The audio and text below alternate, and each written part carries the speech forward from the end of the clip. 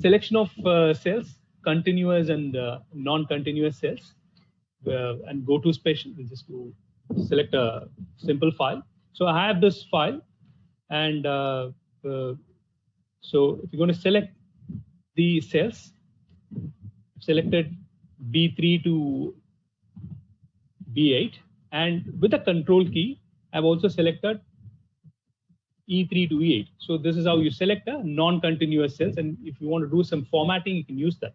So you can select non-continuous cells, and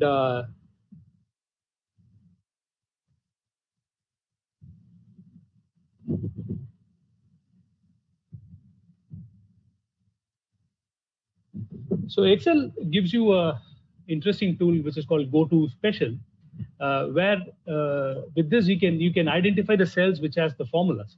So I have this sheet. If you've prepared a project report, and I want to know which are the cells which has formulas, and I want to kind of hide it. So I can click the GoTo Special, click on the formulas, and say OK.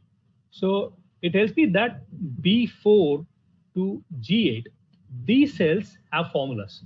So Excel is going to select only the cells which has the formulas. Or you can even say, for example,